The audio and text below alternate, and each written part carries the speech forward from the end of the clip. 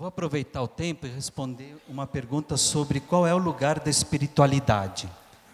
Vários alunos têm me procurado, inclusive em grupos, com projeto, procurando um lugar para a espiritualidade, para a religiosidade, seja ela qual for. Eu convidei recentemente uma filósofa italiana, a professora Angela Lisbello, e ela falava de 3 grandes fatores que ajudam a gente a entender um pouquinho o que está acontecendo. É claro que o suicídio, ele vem, como o professor Cassola também nos mostrou, e o professor Neuri, desde a antiguidade, desde sempre. Ela fala que tem os fatores biológicos, a gente não pode negar, mas nós não somos determinados pelos fatores biológicos. Temos os fatores sociais e culturais.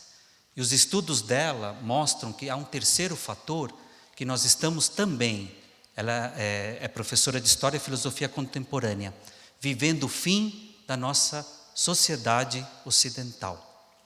Evidentemente que não é fácil demarcar no calendário quando existe esse fim. E nessa mudança cultural há uma dessacralização da vida.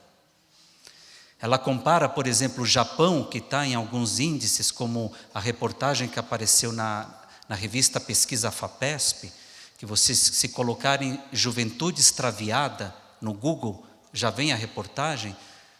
Até 2012, o Japão está em primeiro lugar em suicídios de crianças de 15 a jovens de 29 anos. E ela conta que o Japão sofreu essa quebra, vamos dizer assim, da sua cultura oriental desde a bomba de Hiroshima. O que não acontece, e se capitalizou demais, virou uma sociedade tecnológica, baseada na imagem, etc. E que isso não acontece na Índia. Na Índia, apesar de toda a pobreza, de toda a fome, aquelas pessoas que vivem essa situação, elas têm uma perspectiva de que a vida tem um sentido. E são as religiões que vão tentar responder de onde eu vim, quem sou eu e para onde eu vou. Então, esse seria um outro elemento que alguns jovens, e não poucos, têm solicitado. E o que eu percebo de uma maneira geral na universidade, um preconceito. Dizem que a universidade é laica, como se ela fosse contrária a toda e qualquer religião. Eu diria que laico é a possibilidade de respeitar toda e qualquer diferença religiosa.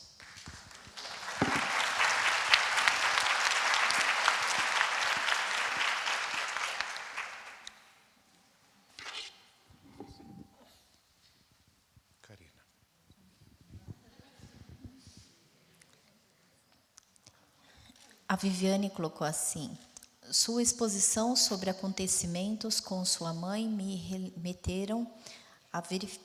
Gente, é difícil ler, hein? Estou ficando velha. A verificar que fiz a mim e recebi no SUS por ser psicóloga. Tenho diagnóstico de depressão suicida, algumas tentativas de suicídio hoje em tratamento. Você acha que isso desqualifica a profissão, um profissional? Por favor, fale sobre o tabu do psicólogo doente. Eu acho que, infelizmente, não é porque a gente estuda psicologia ou faz psiquiatria ou qualquer atuação de saúde, isso isenta a gente do sofrimento.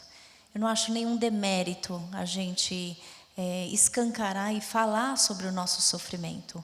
O que eu acho que é grave é a gente fingir, né, de conta que o sofrimento não existe, porque quanto maior é o esconderijo do sofrimento, maior vai ser a perturbação. E aí, então, eu lembro de uma historinha que eu ouvi da minha segunda terapeuta quando eu recebi minha primeira cliente com tentativa de suicídios, com ideações suicidas. Eu levei para a terapia urgentemente, falando, eu não vou conseguir dar conta, embora eu tenha feito psicologia exatamente para militar a favor da prevenção. A minha segunda terapeuta, Cida Barreto, me contou a história do curador ferido. Então, vou contar brevemente. Era uma vez um curandeiro que curava as pessoas atrás de uma cortina. E ao que foram ver, ele tinha uma chaga enorme na perna. E aí foram indignados, falando: como é que você consegue curar tantas pessoas, curandeiro? E aí ele responde: porque só eu sei a dor que eu sinto.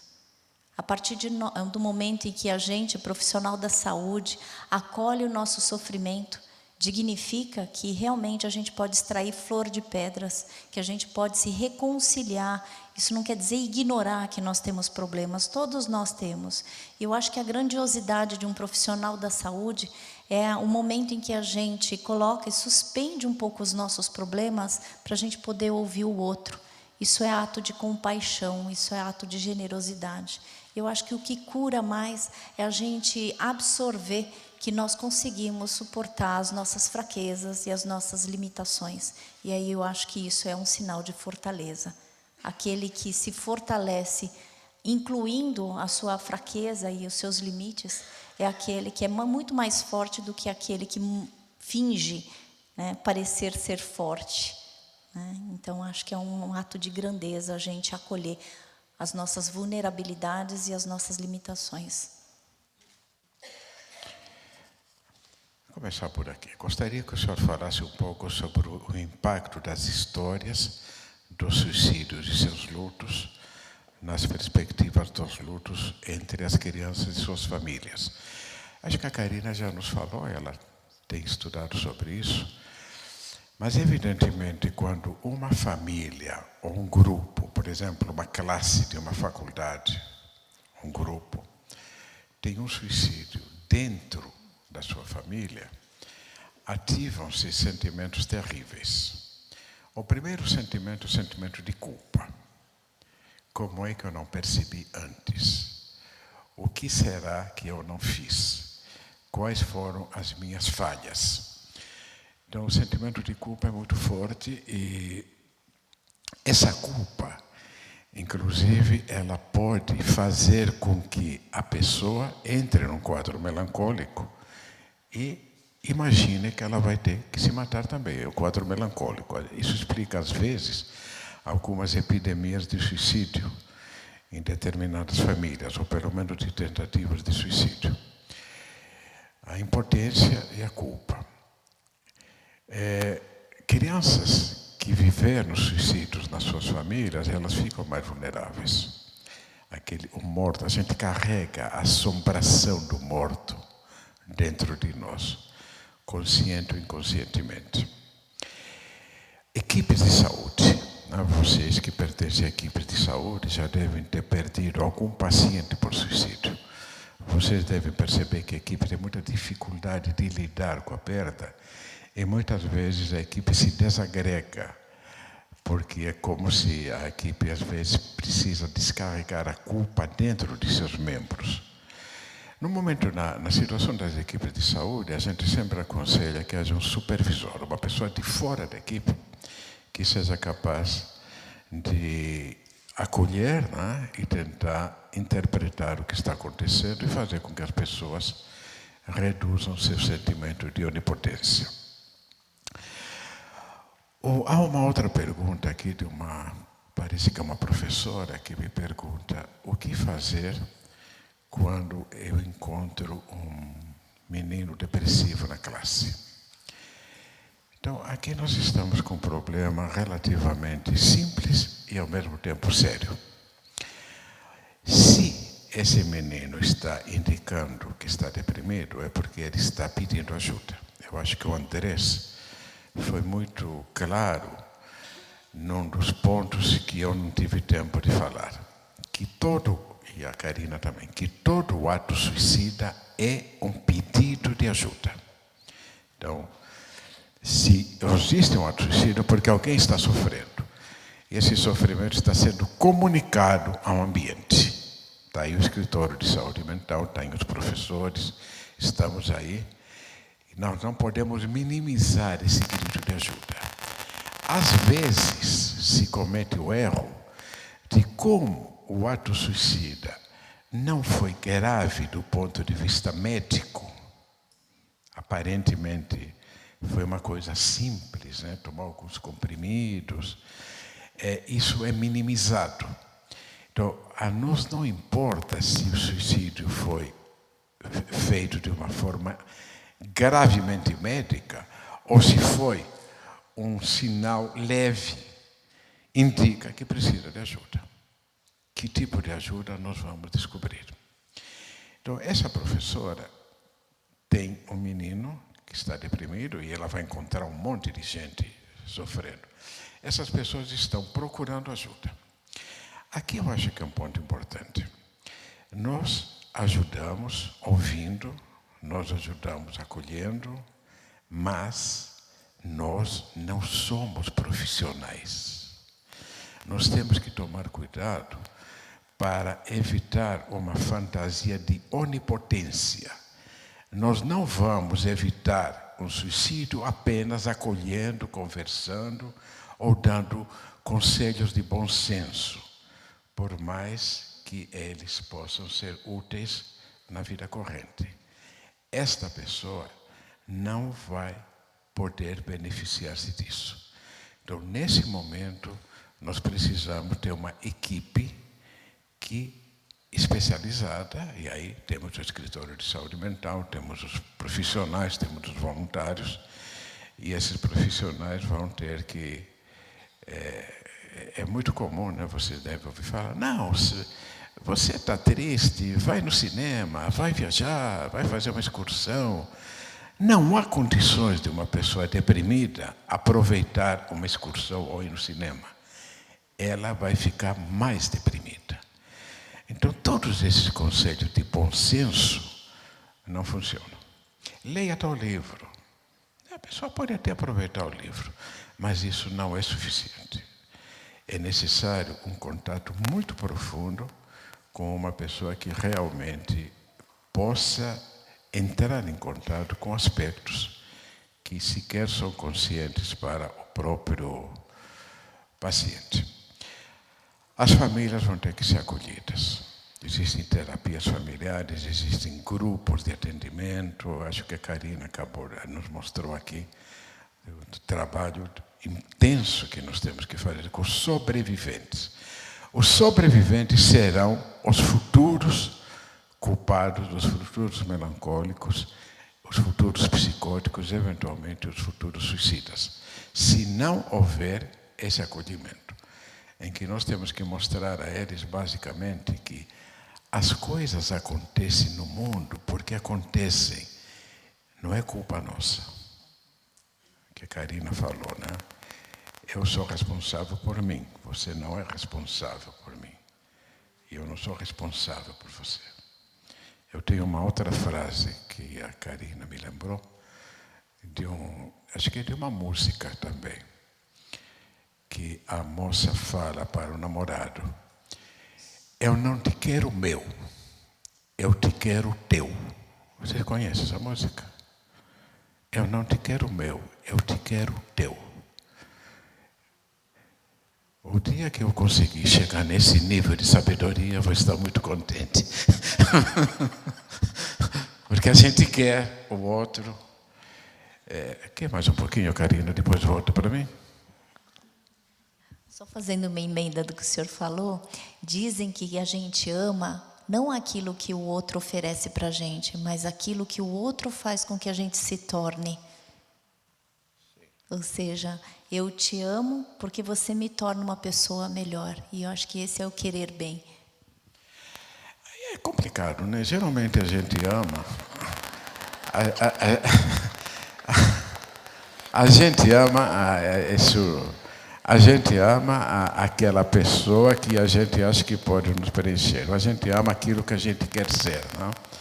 Ou a gente ama aquela pessoa que a gente imagina que vai transformar naquilo que a gente quer. Aí ferrou que a gente não consegue transformar ninguém. Mas, segundo o ponto de vista Durkheim, eu vou pular um pedacinho aqui para evitar confusões. Segundo o ponto de vista do Durkheim, o governo contribui para uma sociedade suicida? O governo, ele é reflexo da sociedade, certo? Ele é reflexo dos conflitos da sociedade. Todos nós somos responsáveis pelo governo que nós temos. E todos nós temos que pensar, refletir. Eu estou falando que o governo pode ser o reitor, pode ser o professor, pode ser o orientador, pode ser o pai, pode ser a mãe, pode ser a sociedade. Nós temos que tomar muito cuidado para não projetar tudo no outro, porque aquilo que é do outro é também responsabilidade nossa. É claro que, como eu falei na palestra, quando nós estamos carentes, quando nós estamos com risco de não existir, quando nós estamos perdidos no mundo, nós tendemos a eleger salvadores da pátria. Então, salvadores da pátria são eleitos por nós, a não ser nas ditaduras, em que o ditador vem, né? Então, nós temos que ver por que é que nós precisamos tanto salvadores da pátria, porque quando a gente escolhe o salvador da pátria, nós estamos, de alguma forma, cometendo suicídio, porque a pátria não vai ser salva, né? Estão ouvindo? Então, nos quadros psicóticos, quando há uma ameaça de desagregação mental, muitas vezes a gente projeta parte da nossa mente no outro, e isso volta do outro para nós. Isso se chama paranoia. Esse é uma coisa suicida que é muito terrível, porque se trata de quadros psicóticos, né? A nossa mente se desagrega, ela é projetada no outro, e depois ela volta como persecutor e a gente fica paranoico. Então a gente imagina que o outro quer nos matar, ou que o microfone não quer funcionar de propósito, né? Porque alguém não gosta da gente, está tentando sabotar-nos. Se isso se torna muito intenso, o grau de persecutoriedade é tão grande que nós podemos cometer o ato suicida imaginando que estamos cercados. Mas, felizmente, não é o caso. Então, aqui, se o sujeito precisa do olhar do outro para saber se existindo, como libertá-lo dessa dependência e fazê-lo autossuficiente desse olhar? Então, aqui é uma coisa importante. Quando nós estamos falando que nós nos sentimos existentes a partir do olhar do outro, isso começa quando nós somos bebês. Por isso que é muito importante, em termos de saúde mental, trabalhar a relação mãe-bebê. Fazer com que as mães tenham espaço para poderem sentir-se mães. As mães, naturalmente, elas olham seu bebê, elas amam seu bebê, elas acolhem seu bebê, elas dão leite para o seu bebê, né? Mesmo naqueles momentos, vocês sabem que nos apartamentos a gente coloca grades nas janelas, né? Para que os bebês não caiam. Na verdade, é para evitar que as mães joguem os bebês pela janela. Mesmo naqueles momentos em que a mãe perde a cabeça, ela sabe que ela tem dentro de si uma capacidade suficiente para acolher esse bebê. Então, a maioria dos distúrbios mentais tem fatores importantes no início da vida. Por isso que é tão importante investir na vida dos bebês, das crianças e das mães. Que as mães tenham espaço, capacidade para poderem amar seus bebês. As mães deveriam ter meses de licença. E quando eu falo mãe, eu falo do casal parental. Porque o pai também tem função materna. E a mãe também tem função paterna. Então, todos os programas de saúde mental mais avançados enfatizam basicamente o começo da vida do bebê. Se você não tiver tido a sorte, a Karina, com toda a generosidade dela, ela nos contou um pouco disso, né? Se nós não temos o solo, a estrutura, o alicerce, nós vamos nascer com defeitos, com buracos na mente. A vida pode nos suprir isso se nós temos sorte. Ela nos supre. O problema é que quando eu desconfio que eu não tenho coisa boa dentro de mim, eu também não acredito que alguém pode me dar alguma coisa boa. Eu desconfio. Então começa a se formar um círculo vicioso. Nesses casos, se a pessoa tiver a sorte de encontrar figuras identificatórias boas, e ela tiver alguns recursos, né? De novo me refiro a Karina, né? Que ela encontrou pais e mães substitutos. Nem sempre a gente encontra. Então é nesse momento que entra o profissional de saúde mental. O profissional de saúde mental vai fazer um trabalho profundo em que ele vai, de alguma forma, ajudar a pessoa a preencher esses buracos que ficaram. É muita ingenuidade nós acreditarmos que nós vamos fazer isso com livros de autoajuda. Eles ajudam, mas é uma coisa muito provisória. Meus pacientes todos leem livros de autoajuda, eu acho ótimo, eles me ensinam muito. Mas há necessidade de um trabalho mais profundo. Karina, quer falar alguma coisa mais? Andrés. Aqui tem uma pergunta sobre o jovem dos Estados Unidos, vem desde cedo criado com o propósito de crescer, ir para a faculdade, deixar o ninho. Se isso afeta a psique da pessoa, a pressão? Depende, claro, eu acho que sim. Sem dúvida nenhuma, se a gente pegar, por exemplo, a cultura americana, desde cedo, vocês sabem, eles vão guardando dinheiro, as famílias vão guardando dinheiro para o aluno poder chegar na faculdade. E toda essa mudança, ela é difícil, principalmente quando se sai daquele ambiente mais protegido. E isso, sem dúvida nenhuma, afeta, mas aí vai depender, né, se teve esse sustento, se teve essa possibilidade de enfrentar situações estressantes durante a vida.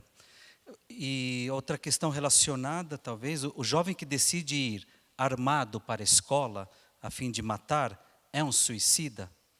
Sabendo da grande possibilidade de ser morto, por exemplo, pela polícia? Eu acredito que sim, eu acho que é uma questão muito interessante, porque, de certa forma, quando a pessoa vai disposta a matar, ela está matando a humanidade, o que ela, talvez, julga o que seja a humanidade. E ela sabe que, provavelmente, o risco dela morrer existe. Tanto é que, no caso que aconteceu lá no colégio em Suzano, parece que o rapaz, ele se matou no final, matou o colega e se matou no final. Então, eles sabem que isso pode acontecer. Eles vão, talvez, para as últimas consequências. Por que o termo escritório de saúde mental e não consultório de saúde mental? Aí é uma questão interessante, porque escritório, isso a gente pode entrar em questões mais políticas, relacionado ao sentido, ao significado do escritório. Por que saúde mental? O saúde mental foi o nome que eu propus. Não é um nome que eu mais goste, mas eu tinha certeza absoluta que os estudantes iam reconhecer do que se trata. E eu acredito que eu tinha razão, de fato, os alunos sabem do que se trata e procuram ajuda.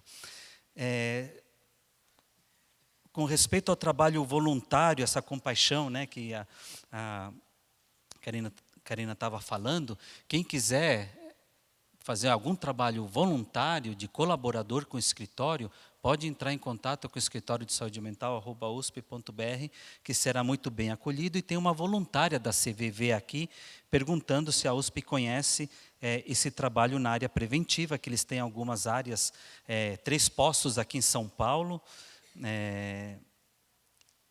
Eu não entendo aqui o primeiro nome, Abolição, Pinheiros e perto de metrô.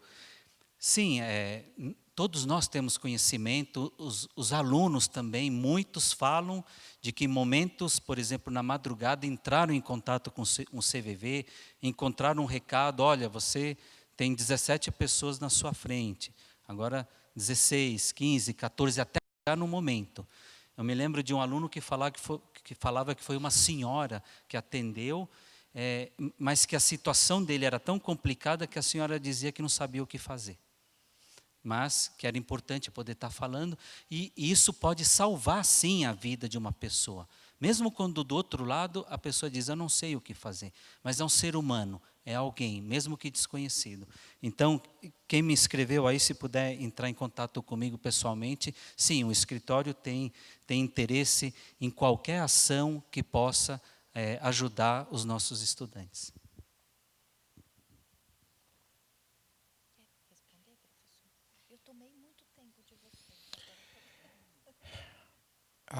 Aqui é um colega médico que fala sobre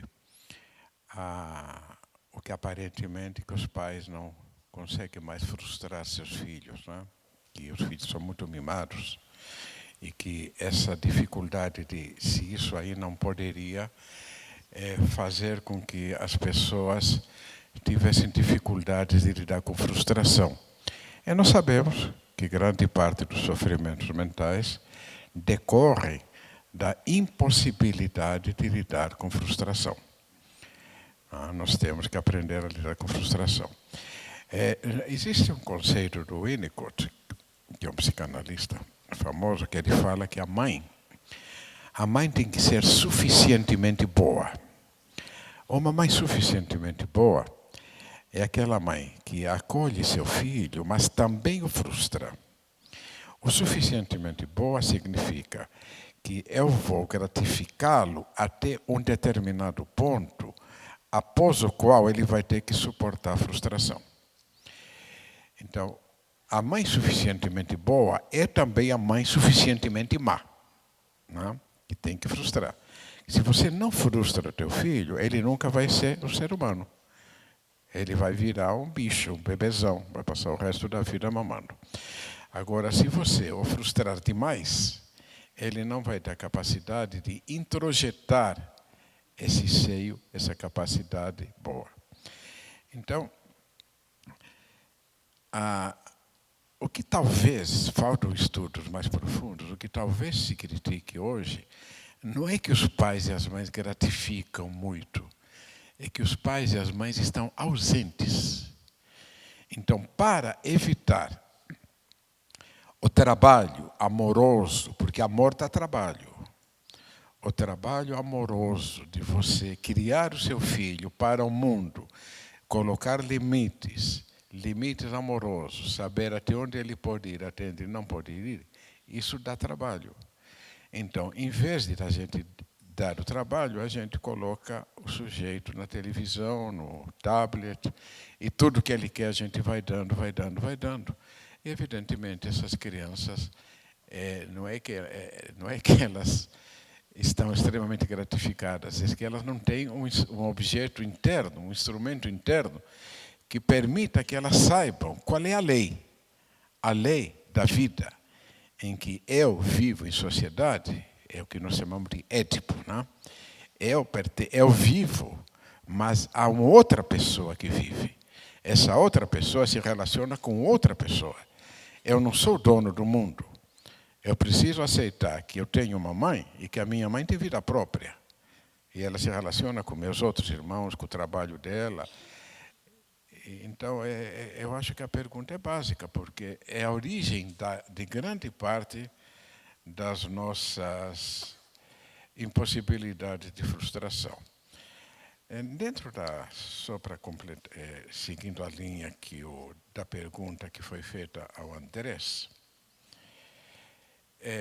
da questão dos meninos delinquentes, né? A palavra não foi usada, mas aqui se fala das crianças, dessas crianças carentes, dessas crianças que entram em contato com a criminalidade.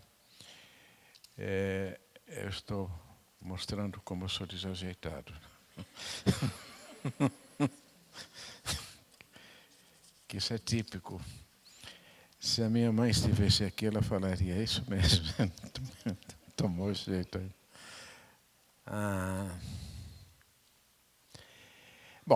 De qualquer forma, existe um quadro descrito pelos americanos há muito tempo atrás, que se chama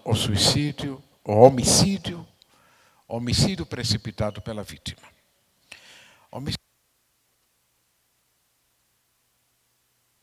Mas eu quero morrer, mas eu quero morrer. Está ouvindo?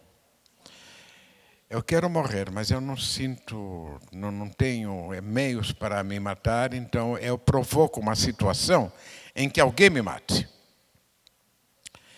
Provavelmente, muitas dessas crianças que entram na criminalidade, elas também têm componentes suicidas, porque elas também não se sentem existentes. Então é uma coisa meio terrível, porque eles têm que se sentir vivos sendo criminosos. Mas, ao mesmo tempo, eles não se sentem suficientemente vivos e eles estão cometendo atos suicidas. Então, matar e morrer faz parte do mesmo mecanismo. Quando eu mato a mim mesmo, eu provoco o assassinato de mim mesmo. Mas eu posso matar no outro aquela parte minha que eu responsabilizo pelo meu sofrimento. Então, esses morticínios, né, na pergunta do Andrés, realmente é uma mistura de homicídio e suicídio. A pessoa não está necessariamente matando o outro. Ela está matando no outro uma parte dela. E ela não está matando-se a si mesma. Ela está matando dentro dela uma parte que ele atribui ao outro. Então, a coisa é relativamente complexa em termos psicodinâmicos. Vamos ver aqui as melhores atividades que a universidade poderia implementar para aumentar a resiliência dos alunos e docentes. É isso que nós estamos fazendo aqui, né? É ter um grupo de pessoas dedicadas, preocupadas, que tenta identificar o problema, que tenta levar a discussão, porque a própria universidade vai ter que descobrir as formas mais úteis para que isso aconteça.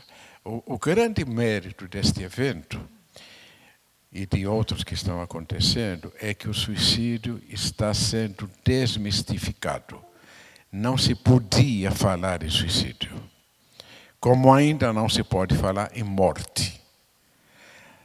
No século passado, não se podia falar em sexo. Sexo era um assunto proibido. Hoje, morte é um assunto proibido. Mas nós já estamos falando mais de morte, já estamos falando mais de suicídio. Por quê? Porque é um assunto extremamente difícil, que mexe nós todos vamos sair daqui, eu inclusive, nós todos vamos sair daqui extremamente mobilizados, porque estamos falando das coisas mais sérias que nós poderíamos falar. Agora eu vou passar para a Karina, né, Karina? Depois volte para mim, se eu ver. Olha, eu fiz uma redução eidética aqui, então eu mudei, vou trazer algumas categorias aqui das perguntas para tentar fazer um resumão, tá? Então, as perguntas são: como lidar com pessoas que possuem comportamentos autodestrutivos e parece que a pessoa sente prazer nisso? O método utilizado para a prática do suicídio tem relação direta com o tamanho ou gravidade do sofrimento vivenciado pela pessoa que tenta o suicídio? E quando a pessoa não aceita ajuda, não quer ir aos profissionais de saúde, não quer falar do sofrimento, como intervir? Eu gostaria de abrir um grupo de psicoterapia para universitários. Qual é a sugestão e quais são os cuidados? Como a senhora acha que as pessoas comuns, que não são da área de saúde, poderiam ajudar na prevenção e pós-venção como rede de apoio? Como poderemos capacitá-las? Isso tudo faz parte da ação que eu trago no programa RAISE de habilitação. Habilitar as ações para a gente promover realmente a devida informação. Como é que a gente faz prevenção? A gente não pode confundir prevenção com evitação, tampouco previsão. Então, acho que assim, a onipotência ela só prejudica a gente. Lembra que eu coloquei na minha apresentação que nem onipotência, nem impotência, nós trabalhamos com a potência. Quando existe um comportamento suicida, graças aos estudos de Menninger, ele fala o seguinte, no livro Eros e Thanatos, ele fala que para uma pessoa querer morrer, existem 3 aspectos. O querer matar, o querer ser morto e o fazer morrer. Ou seja, existe esse kit combinação e que a gente precisa entender que todas as pessoas que pensam na morte, além da ambivalência, elas querem matar, elas querem fazer morrer, existe uma energia mais agressiva, por exemplo, eu quero matar. Então, é como se eu pudesse redirecionar a minha energia contra mim, e aí então a gente vê que toda vez que a gente pensa num comportamento suicida, isso é um ensinamento do Schneidman, a gente sempre tem que avaliar o grau de letalidade e o grau de perturbação. Como aconteceu comigo, um clientinho falando que queria se matar, clientinho porque tinha 9 anos, e eu pergunto o que supostamente a sua morte resolveria. E aí ele fala, eu não preciso mostrar que eu fui mal em matemática, na prova. E eu falo, como é que você pensa em se matar? Que é exatamente os cuidados que eu estou atribuindo para a pessoa que quer abrir um grupo de pessoas que tentaram suicídio e que podem fazer esse acolhimento. Aí ele me respondeu com milkshake. Então, vocês percebem que tipo de grau de letalidade que esse menino tem? 0. Né? Porque milkshake só vai dar dor de barriga. Mas, alguém que eu pergunto que vai se matar com uma arma de fogo e que é um policial, um profissional de segurança pública, obviamente, o grau de letalidade está 10. Então, você percebe? E perturbação também. O nosso objetivo em todo o manejo do comportamento suicida precisa ser diminuição da letalidade. E aí, então, os maiores cuidados que eu falo para você, que quer abrir um grupo, é passar a informação de que as pessoas, elas estão em grau de vulnerabilidade tamanha que a gente precisa realmente cuidar dessas orientações, ou seja, observar os sinais de alerta, observar quais são as coisas que trazem maior vulnerabilidade para esse grupo que você está ofertando. Então, o que a gente começa a pensar? Quando alguém escolhe um método letal mais agressivo, é sinal que a perturbação também está diretamente proporcional, entende? Então, esta pergunta que foi feita, né? O que a gente pode pensar que o método letal ele diz respeito à gravidade do sofrimento? Sim. Né? Porque aí a gente pode entender que essa pessoa, além de estar pedindo socorro, né, ela já está dando evidências de como ela quer se matar. Né? Acho que alguma parte, e como que um leigo, né, uma pessoa que não é da área da saúde, eu acho que se a gente resgatar a questão da humanidade, né, isso está em todos nós, independente da gente ser profissional da saúde. E qual o maior cuidado que a gente pode ter, principalmente nos casos de pós-venção? A não exposição. Né, e não tornar, né, o nome da pessoa que se matou um tabu. Porque isso acontece, isso é normalmente o que acontece. Não se fala, mesmo dentro de casa, quando alguém se mata. Isso vira uma tormenta para o sobrevivente enlutado. Porque, na verdade, ele não quer esquecer a pessoa, tampouco não dá para se esquecer uma tragédia.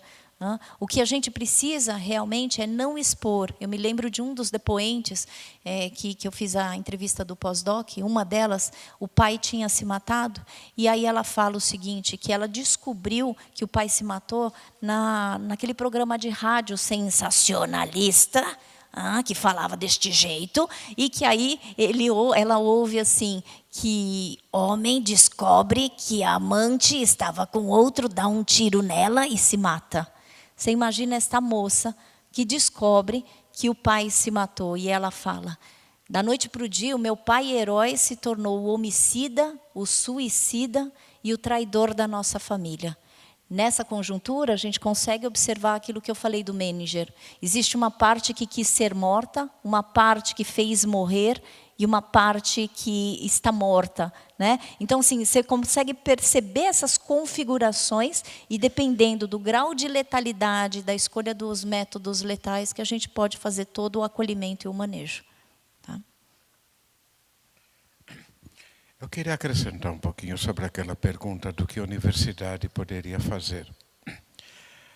A universidade teria que...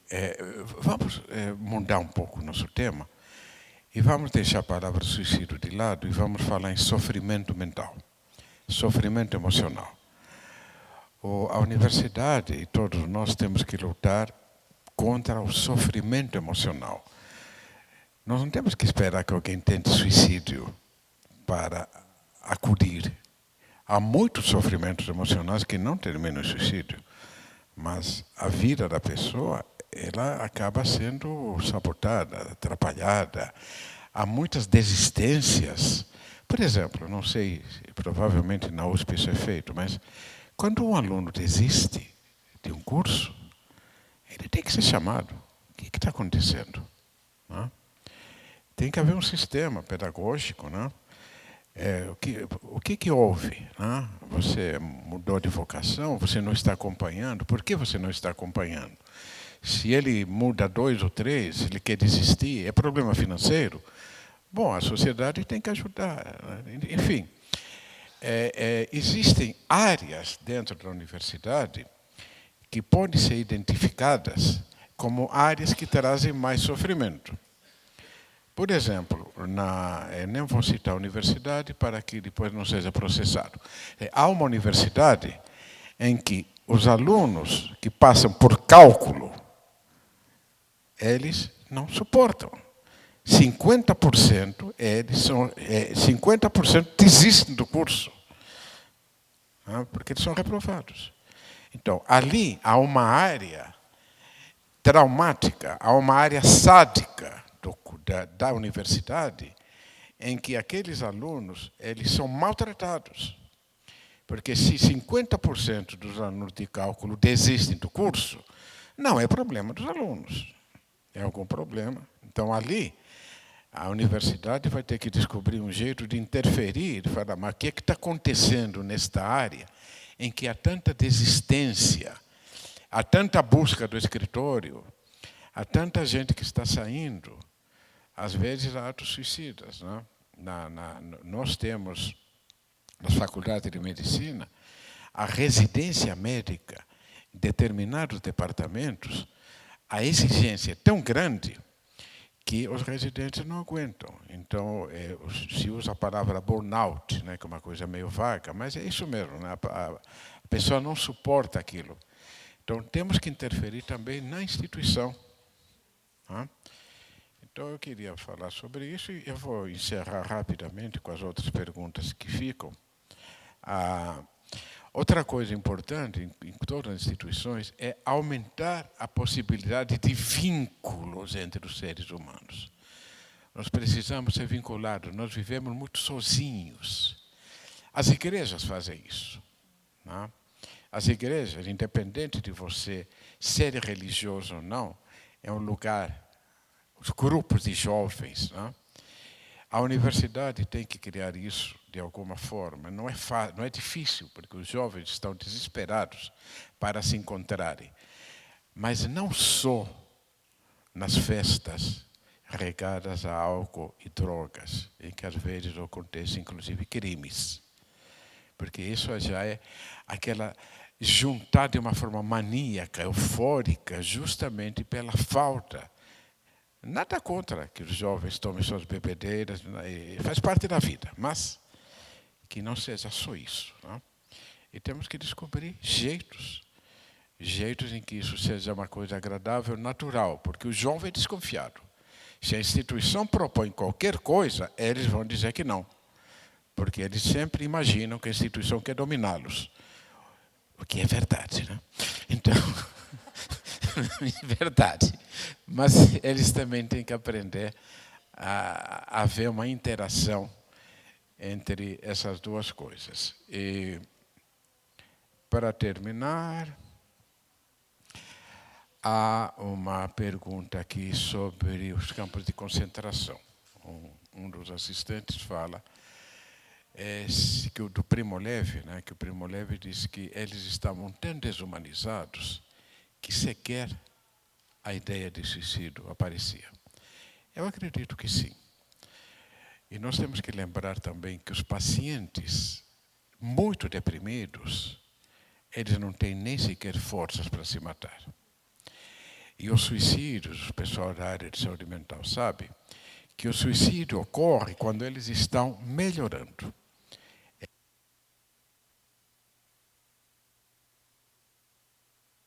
A depressão, eles têm força para se matarem. Então, isso é uma coisa.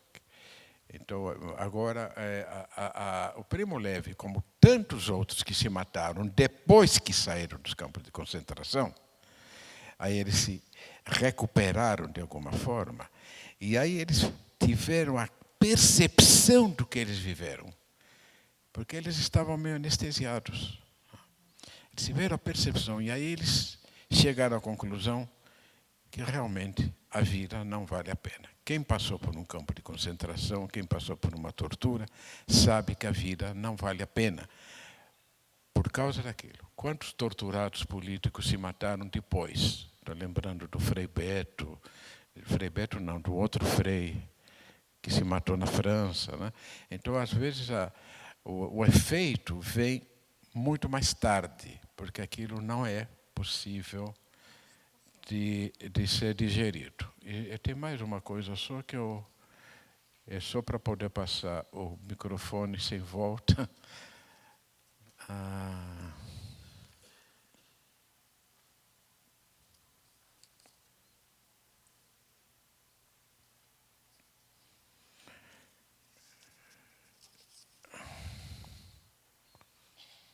A última questão. Uma colega assistente social nos pergunta como mudar a notificação dos suicídios, né? Porque os suicídios são notificados e nas estatísticas de suicídio, de alguma forma o governo poderá saber qual é a situação do suicídio através dos atestados de óbito.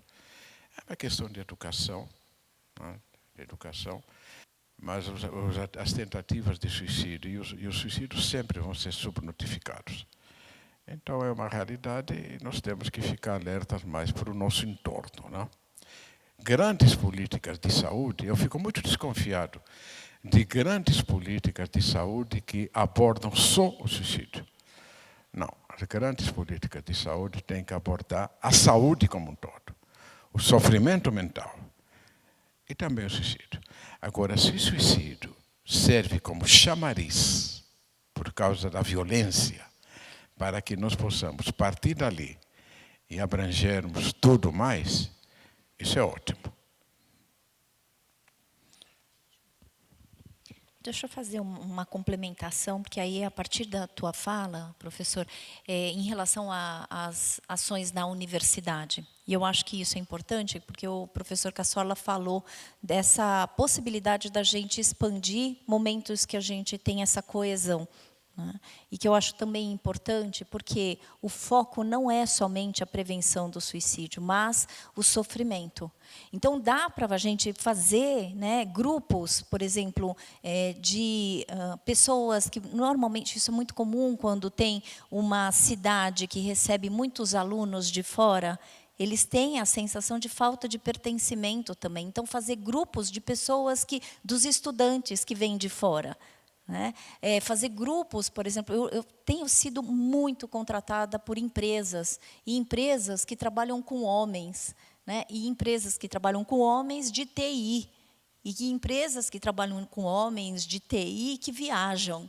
Quer dizer, então a gente começa a ver que existe um encadeamento e a dificuldade desses homens se emocionarem, chorarem, né? E aí são homens que foram afastados e o diagnóstico foi depressão. Então, assim, eu acho que eu só estou trazendo esses exemplos que são grupos que você pode ofertar aqui na universidade, que não se dedique somente para a prevenção do suicídio, mas sim, né, pessoas ou grupos que se dediquem a acolhimento deste sofrimento. E o que provoca sofrimento? Toda essa situação de vulnerabilidade. Então, imigrantes, os negros, os LGBTQ+, pessoas que têm doenças crônicas, isso tudo é uma questão de saúde mental, como bem o Cassola falou agora. Então, assim, a gente tem condições na universidade de desenvolver ações para promover esse acolhimento de sofrimento. Grupo, adoro grupo, porque não dá para fazer na perspectiva de consultório. Há 2 anos eu tenho frequentado como consultora o CAPS da cidade Ademar, e eu tenho tido o privilégio de sair da compreensão do escopo da psicoterapia individual para essa questão de saúde pública. Então, acho que a gente tem condições de fazer alguma coisa assim. Inclusive, a universidade, desde o ano passado, todas as unidades tiveram que mostrar no projeto acadêmico institucional, ou seja, o planejamento, para daqui a 5 anos, o que cada unidade está fazendo para o acolhimento estudantil. E há modelos muito interessantes, ou seja, já está acontecendo isso. alguém me pergunta assim, e o fisioterapeuta poderia contribuir, né, além de psiquiatras e psicólogos? Claro, qualquer profissional da área da saúde. Eu sempre digo, por acaso algum pai e mãe precisam estudar psiquiatria ou psicologia para poderem cuidar dos seus filhos?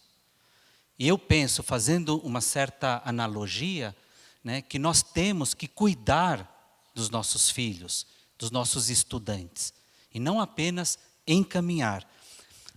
Outra questão aqui, o Escritório de Saúde Mental, para finalizar, tem feito busca ativa dos alunos em sofrimento silencioso? Não, mas tem ações no Instituto de Psicologia muito interessantes. Tem uma professora, a professora Henriette Morato, que tem trabalhado, né, com alunos que vão até o CRUSP, que é o Centro Residencial dos Estudantes, batendo nas portas ou perguntando, né, se precisam de ajuda, etc. O Instituto de Psicologia está fazendo muito. O próprio HU tem recebido muitos alunos. Eles estão trabalhando com 4 psiquiatras. Certa vez um deles disse, para poder dar conta da demanda, precisaríamos contratar pelo menos 30 psiquiatras. Ninguém dá conta da demanda, em qualquer lugar. Por exemplo, no Escritório de Saúde Mental, com as pesquisas clínicas, a gente oferece algumas modalidades de cuidado, dentro dos nossos limites, dentro das nossas possibilidades. Tem avaliações psicológicas de personalidade, utilizando o método de Rorschach, que vai completar 97 anos, que ele é pesquisado no mundo todo, baseado em evidências científicas, questionários de suicídio, de rastreio de psicopatologia. O que isso pode beneficiar para o aluno? Um autoconhecimento, além do próprio autorrelato que ele já traz para o acolhimento. Muitos alunos têm se interessado. Arte-terapia. Muitos alunos têm se interessado por arte-terapia. Psicoterapia, a maioria quer ser acompanhado. Estamos fazendo parcerias com instituições, já temos 19 interessados em acompanhar pessoas, né? E mesmo que os alunos não tenham um conhecimento do que é uma psicoterapia, eles sabem, dentro de cada um deles, que eles querem ser acompanhados. E que isso vai gerar alguma coisa, evidentemente, positiva para eles. Então, o Escritório de Saúde Mental não é o único lugar da universidade para poder oferecer uma ajuda, né? Tem vários lugares, como eu falei, tem a SAS, Superintendência da Assistência Social, o Acolhe USP, como eu falei de manhãzinha brevemente, né? Acolhe estudantes e funcionários com problemas com álcool e drogas. Nós vamos inaugurar, provavelmente em outubro e novembro, 5 salas para atendimento simultâneo no Escritório de Saúde Mental. Hoje nós estamos trabalhando há 1 ano e 2 meses numa sala. Ou seja, a reitoria está tentando, dentro do que é possível do ponto de vista econômico, contribuir da melhor maneira possível. E temos que ser muito criativos. Então, eu acho que, como o professor Cassorla compreendeu, né, como a gente ouviu a Karina, o seu doce e forte e sensível relato, o que a gente ouviu no período da manhã mostra, de fato, que o suicídio é algo muito, muito, muito complexo e que envolve as questões de saúde mental. Eu estou sublinhando o que o professor Cassorla colocou aqui. O escritório não é um escritório de suicídio, é o escritório de saúde mental de uma maneira geral. Nós temos uma ação, por exemplo, de uma disciplina EAD, ensino à distância, que já está na página da Pró-Reitoria de Graduação. Temos um pouco mais de 1.300 alunos inscritos e aberto, inclusive, para a sociedade. Como lidar com ansiedade, como lidar com depressões. Profissionais, psicólogos, psiquiatras do Instituto de Psiquiatria, ajudando com vídeos muito breves, de 10 minutos. Também profissionais do Instituto de Psicologia. São formas, né, que a gente vai tentando encontrar para poder acessar os jovens. Inclusive, a universidade está pensando e está trabalhando já numa inovação curricular. Uma vez a gente estava numa videoconferência e um colega nosso aqui, o professor Francisco Lotufo Neto, ele disse assim, nós, professores, não mudamos o nosso jeito de dar aula, mas as gerações mudaram. E nós temos que ouvir o que os jovens estão dizendo. Então, o escritório de saúde mental da universidade, ele está ouvindo cada situação do jovem. Rede é importante? Claro que é. E nós também trabalhamos em rede. Trabalhos de grupo são essenciais, porque a gente atinge mais pessoas. De fato, o que não dá é para ter aquele modelo particular, privado, que, infelizmente, aqueles que são melhor favorecidos do ponto de vista econômico vão ter acesso. Seja um excelente psiquiatra, seja a uma excelente psicoterapia ou mesmo psicanálise. E quem não tem? Hoje, 45% dos nossos alunos vêm da escola pública. Daqui a poucos anos, essa porcentagem vai chegar a 55%. Então, isso cria também dificuldades. Isso cria situações que nós temos que encontrar. Novas modalidades, por exemplo, de atendimento. Não apenas reproduzir o mesmo, mas procurar atender, na medida do possível, esse aluno que está procurando ajuda. Olha, dos 240 alunos que passaram pelo escritório de saúde mental, eu tenho uma certeza dentro de mim. Muitos dali podem ter mudado de opinião. Resolveu a vida da pessoa? A pessoa se tornou mais madura? Não sei. Mas eu tenho uma certeza que um bom encontro, um encontro significativo, isso marca a vida de uma pessoa. Para toda a vida. E várias vezes eu recebo alunos que passaram pelo escritório, que fizeram 6 consultas com psicólogos e voltam para dizer simplesmente que eles estão melhor. Eu não sei se todos precisam dos tratamentos clássicos que nós aprendemos e que nos ensinam muito. Hoje a gente teve a possibilidade de ver a profundidade do trabalho do professor Cassorla, a profundidade do trabalho da Karina, que numa outra perspectiva também mostra que há várias formas da gente tentar se aproximar das pessoas. E os especialistas também não dão conta dessa demanda. Precisamos sim de trabalhos multidisciplinares. Isso é muito importante, pessoas interessadas. Eu vejo aqui que tem professores que sabem muito bem o que eu estou falando, que são preocupados com seus alunos, que muitas vezes chamam para conversar, para tentar mudar uma situação, para mostrar para o aluno que nós não estamos julgando o aluno, mas estamos tentando ajudar, compreender. A universidade está preocupada com a questão da evasão. Sim, e muito preocupada.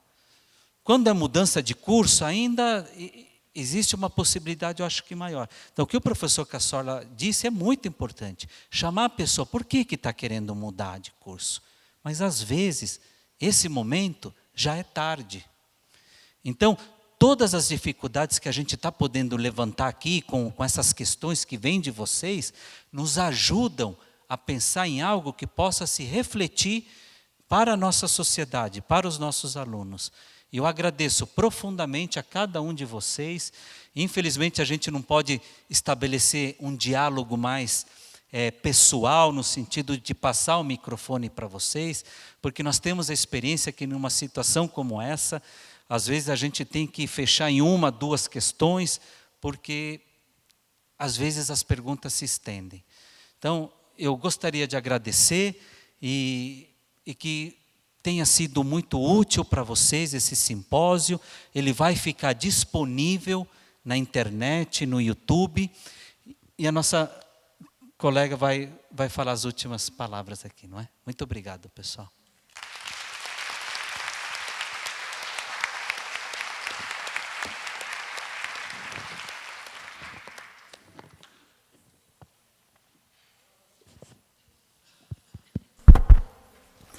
Encerramos, então, o nosso primeiro simpósio sobre prevenção ao suicídio, complexidade e esperança. Agradecemos, em nome do Escritório de Saúde Mental da Pró-Reitoria de Graduação, aos nossos convidados palestrantes, ao público aqui presente, também aos que nos acompanharam pela internet. Lembramos, como o professor Andrés falou, que o conteúdo gravado ficará disponível nas mídias da Pró-Reitoria de Graduação, YouTube, Instagram, também no Facebook, e também para acompanhar as notícias e os próximos eventos do escritório, também sigam as nossas mídias. Muito obrigada e boa noite a todos.